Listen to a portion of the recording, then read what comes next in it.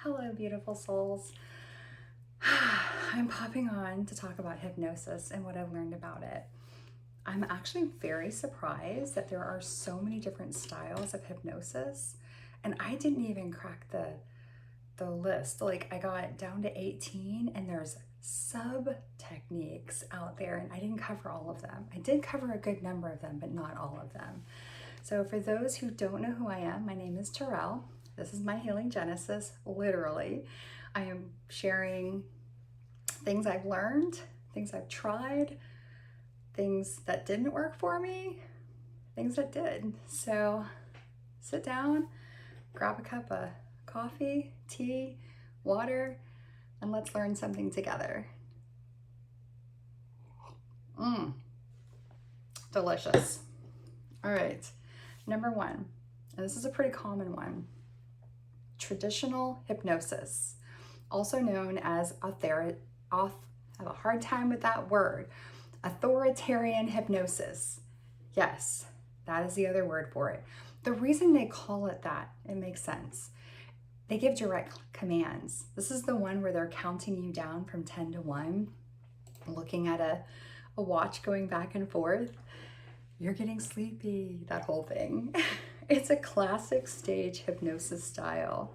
It works well with highly suggestive individuals, which I'm apparently one of them because I've had this done and it worked to help me quit smoking cigarettes. I didn't quit right away, but I did sign up with a cessation program, and I was able to quit smoking within a year and a half of having that session. If you see me grabbing my head or my face, it's because I have something called trigeminal neuralgia and other headache issues that I'm working with the doctors on.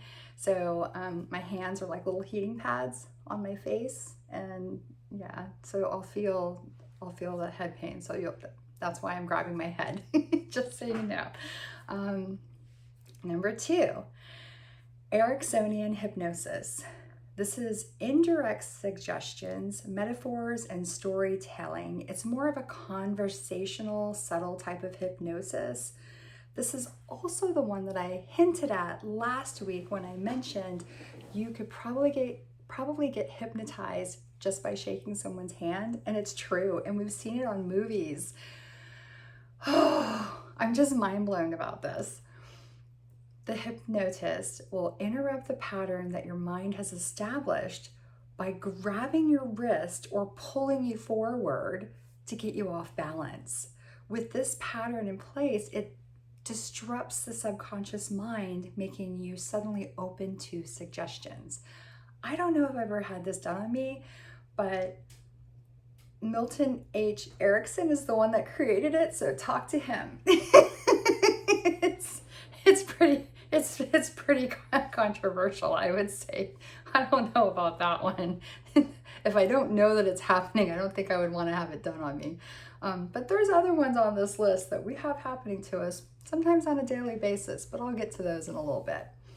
Number 3, clinical and therapeutic hypnosis. This is one where you're going to have a licensed clinician helping you with stress management, pain management, habits such as smoking, overeating, anxiety, etc. It is an evidence-based structure. I'm sure the DSM-5 probably mentions using it. Don't quote me on that. I'm making an assumption. That's my bad. I'm not a doctor. I'm not here diagnosing anything. I am just sharing really cool information, or what I think is cool. And some of these I've actually had done on me, and I just love it. Number 4 is cognitive behavioral hypnotherapy, also known as CBH. Now this one, I've had cognitive behavioral therapy before, but I've never had hypnosis mixed with it, but I could see how that would probably help with the reframing of thoughts and behaviors. So I might look into that one when I start seeing my psychotherapist again. That one sounds really, really cool. Number 5 is triggers and advanced hypnotherapy techniques. Now this one I probably should have put towards the end. It has a slew more sub techniques that I did not mention. I only mentioned the 3 that were right on the top of their list. The first one is the swish pattern. It uses NLP, which is a neuro-linguistic programming technique. This is one that's very popular across clinical and non-clinical settings. I've seen it in the spiritual alternative realm as well as through licensed clinicians. The neuro-linguistic programming technique is used to associate or disassociate the client with certain behavior. The 5 senses that are considered in this modality are taste, smell, sight, touch, and hearing. That one sounds really interesting to me. Misdirection. Misdirection. We see it in our real world often. This is one that you might see in the entertainment world or in politics. Could also be a form of visualization. I'm going to leave that one where it is. Reframing allows one to change the perception of an experience in their mind. Now, I've had a couple of various, that seems like 2 words that are pretty much the same. So two phrases that are the same. So I've had experiences where I have reframed what I thought about a situation. I've had it in my CBT with my psychotherapist. I've also had it through various modalities, energy modalities, where you look at what's happening in that situation and then you identify, I know what it feels like to feel safe. If I'm not feeling safe in a situation, I know through the discussion with the person I'm working with, I know what it feels like to be safe. I know how it feels safe. I know what it feels like to move forward being safe in whatever that new situation is. So reframing is a very, very important, not even just in the clinical world, but in our life in general, especially when you're working through something that is you're struggling with. Reframing in that situation is key. I see it a lot when I was working in corporate America, trying to reframe a situation and make it so that teams could actually work together. Not that I was hypnotizing anybody, but I guess in a way it was planting the seed for what could be, right? Reframing. Number 5 is self-hypnosis.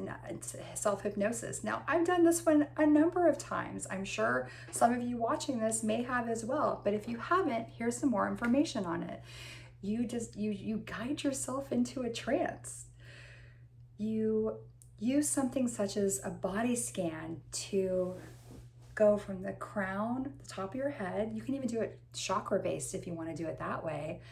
You can go from each of the 7 chakra, if you know them, 8 if you include high heart. It's right here, about right here, around where your thymus would be. I think it's right in that area. And you scan from the top of your body down to the bottom, and you're breathing in through your nose, out through your mouth. You're feeling how the air moves through. You're identifying if there's any tension in those areas. You're identifying any emotions that might be coming up, and you allow yourself to relax into it. You count down from 100 all the way down to 1. A lot of times when I would do this, I would fall asleep doing it. And then I wake up feeling completely relaxed. And whatever that habit was, I start working towards it. Breadcrumbs, baby steps. So that one, I really do like self-hypnosis. The next one, number 7, is guided imagery, visualization, hypnosis. They use vivid mental imagery to shift emotional and physical states. It is very common in those meditation applications and sports psychology. Number 8 is neuro-linguistic programming, the hypnosis base. It uses language patterns and reframing. Includes techniques like anchoring and timeline work. Now those 2 right there are actually part of number 5, triggers and advanced hypnotherapy techniques. Like I said, there's like 8 other that I did not include. If you want to see them, let me know. I can add them to the list and talk about them. Number 9 is conversational hypnosis. This is where a hypnotic influence is embedded in a normal conversation, and it often overlaps the Ericksonian method. So I don't know if I said this or not. A lot of these hypnosis techniques can be used within each other. You may have some overlap during your session where they're using multiple hypnosis techniques to help guide you through that particular single session, which is fascinating. Number 10 is rapid instant induction hypnosis. It is a quick technique used on stage or emergency calming. It relies on shock, confusion, and pattern interruption. This isn't one that we're going to see in our day-to-day life. I had never heard about it until I started researching. Number 11 is past life regression hypnosis. That one brings a smile to my face. It's used in spiritual and metaphysical contexts. It is not evidence-based, but it's very popular in the spiritual and alternative realms. Like I said on my page, I'm a little bit esoteric and I'm a little bit exoteric. I do walk that fine line between the two. I've got my foot in the world of Western medicine, but I also have it over here in Eastern. I love TCM, traditional Chinese medicine. I appreciate what they have to offer. I love Reiki. I love all of the various modalities, including past life regression. I have had this done on me. I have seen and felt some beautiful changes by doing it. Released a lot of tears. This one hits home for me for sure. Number 12, age regression hypnosis. Now this one's a little bit more touchy because it's one where you're going to be diving into a traumatic instance or experience that may have happened when you were younger. For those who aren't familiar, those traumas that you experience as a child, if they're unhealed, they express themselves later in life. If you haven't worked with a therapist, a counselor, a psychotherapist, and you start having things bubbling up and you don't know why you're upset, I would definitely urge you to see a licensed therapist, counselor, psychotherapist, etc. Allow them to do the testing on you. If you feel comfortable, it'll help you identify where you fall in that realm of anxiety, OCD, depression, ADHD, etc. There's a whole realm of neurodivergent spectrum that you could fall into, and then you could have also some trauma that happened when you were younger, and all of that can bubble up when you are an adult. Sorry, I passed over two different topics, one being a trauma when you were younger, and two, identifying if you have some neurodivergent brain processing, which I do. My brain is neurodivergent. I was diagnosed with ADHD at 51 and OCD at 51. I kind of knew I already had them based on how my brain works and how my mom had to raise me, keeping me busy with all these extracurricular activities, learning so many different things. My face was always in a book. It was go, go, go. And then when I wasn't go, go, go, I was like down, just completely crashed out, just done. We didn't know what ADHD was back then. So yeah, age regression hypnosis. Had I known about this earlier, I probably would have worked with my psychotherapist and counselors over the last 20 years on that. But I didn't know about it. However, I have had this done to me where I've been able to have those feelings bubble up. It was not in a clinical setting though. So I would really urge people to go to a clinical setting. That way, if something bubbles up that's really, really serious, you have someone that's trained to help you with it. I am not discounting anyone that does it on the spiritual or metaphysical world. It's just I know that there can be some traumas that bubble up that the person you're working with may or may not be skilled, may or may not be, because I do know a lot of psychologists who have jumped over to the spiritual and metaphysical realm so that they had more freedom with their clients, because you have to follow the bubble in the clinical world. So again, I'm not a doctor, just a person who has experienced a lot of therapy in my years, and I'm very grateful for it. Very grateful. So age regression hypnosis, that one could be, depending on what you've been through, that one could be pretty serious for you. Number 13. Happy Friday the 13th, by the way. This is being filmed on Friday, February 13th. I love Friday the 13th. I think they're magical. And I think we have a new moon coming up soon. So it's all, yeah, pretty close to each other. So number 13, Analytical Hypnosis. Now, I have never heard of this one before. It's similar to psychoanalysis. They use trance to explore root cause of emotional issues. This one I might have to dig into a little bit more, because that's not giving me enough information to really tell you what it is. It feels like it would be a really good technique to dig into some of those root issues that may have happened when you were younger, or things that you're dealing with right now. I worked in corporate America for almost 30 years. I loved my experience working in corporate America. However, there were certain stressors that I dealt with that were very traumatic. And was it something that I caused? Was it something that someone else caused? I don't know, but it resulted in emotional issues, and it took me a while to work through those. So I really do appreciate any sort of counseling and therapy that's out there. So yeah, not that I'm trying to push it on anybody, I'm sorry, but for me, it definitely helped. But then on the spiritual, metaphysical realm, I had a lot of those as well that I'm really excited about. And ironically enough, number 14 is spiritual esoteric hypnosis. Includes higher self hypnosis, Akashic record hypnosis, spiritual guide hypnosis. This is not a clinical modality. It is used in the spiritual and alternative side of the world. So this one I've done a few times. Higher self hypnosis, the QHHT would fall under this.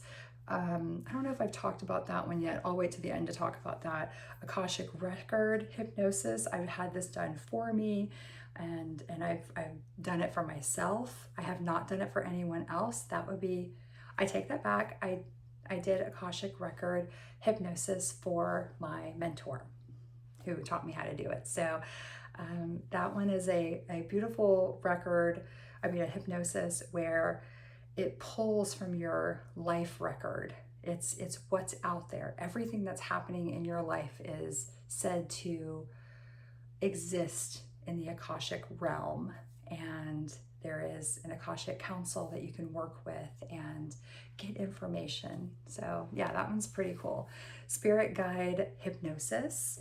I do have a spirit guide. His name is Jed. He's a cute little bunny rabbit. I know. He's led me on some pretty cool journeys. So yeah, the spiritual and esoteric hypnosis, I've had those done. Number 15. We're almost done, y'all. We have 18 to go. Where are we on time? At 18 minutes and 26 seconds. Cool. Number 15, hypno meditation and mindfulness hypnosis. It's a blend of meditation and hypnotic suggestion. It's used to reduce stress and for emotional regulation. I'm sure I've had this one done. I'm sure some of the ones I'm going to talk about later fall into this category.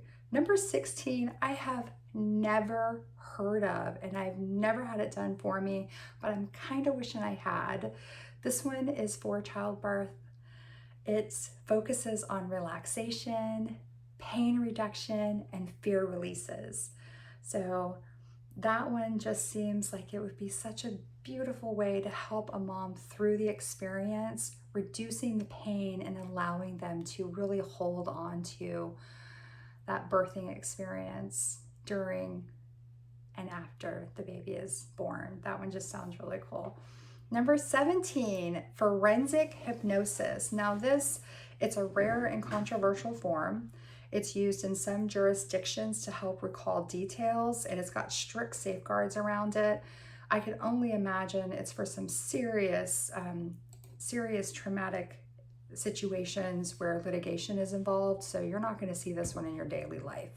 And the last one everyone's heard of, and you've probably seen it in movies or in person, stage entertainment hypnosis.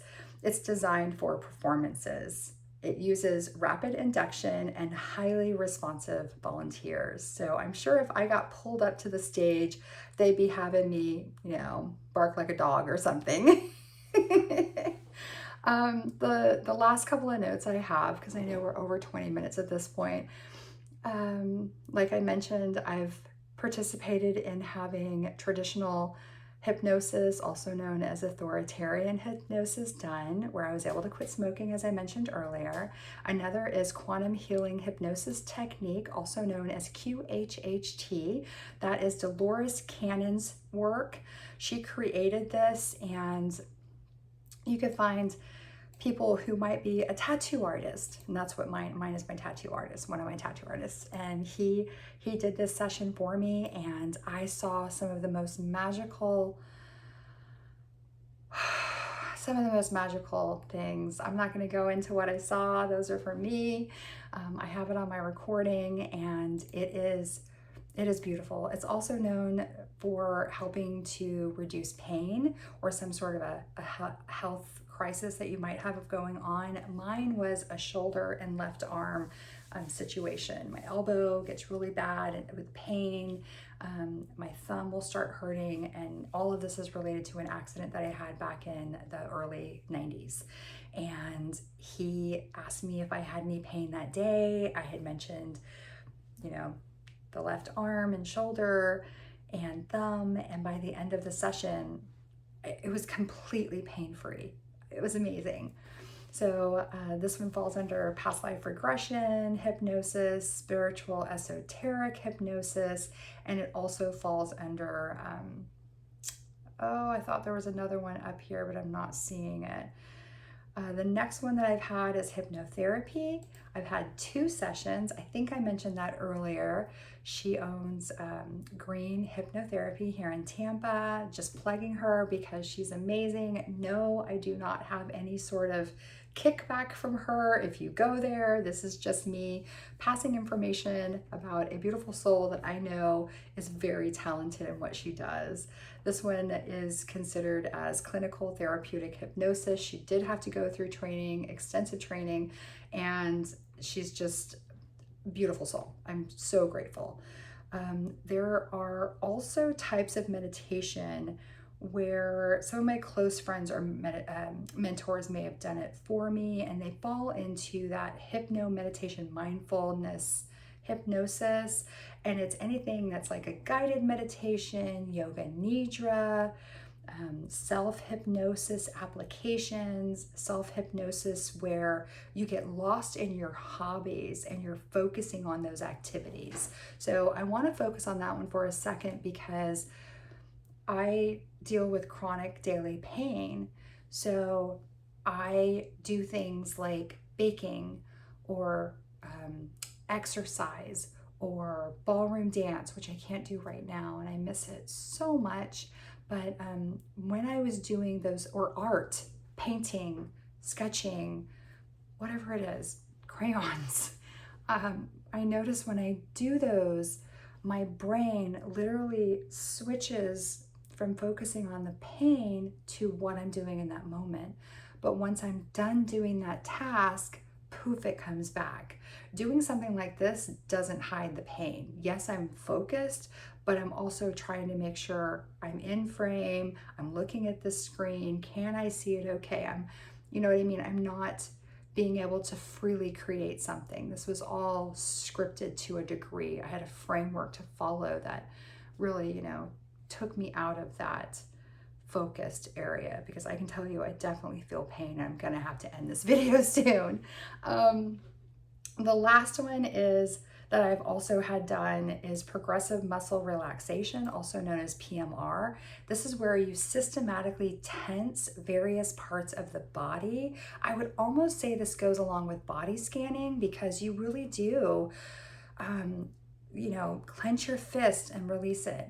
See how you're feeling. Did anything bubble up? Shrug your shoulders really tight and then release them. How does it feel in that area? Are any emotions or thoughts coming in? Tighten the abdomen for a few seconds, as they say, and then release it. And the last one would be like furrowing your brows and then releasing them as well. And you might notice when you do that tensing, that PMR, and then releasing, you're more relaxed than you were before you did it. And this is intentional. This isn't you sitting at your desk like this, trying to get something done. This is intentional relaxation. It can also help with stress reduction as well. So I'm just blown away by all of these various techniques. If you have any questions about them, please put comments. If you want to learn about another type that I didn't already mention here that you've heard of, please put it in the comments. If you haven't already subscribed to my channel, please do. Like the video if you like it, and I will call it at that. Thank you so much for joining me. Have a blessed day, and I'll talk to you next week. Bye.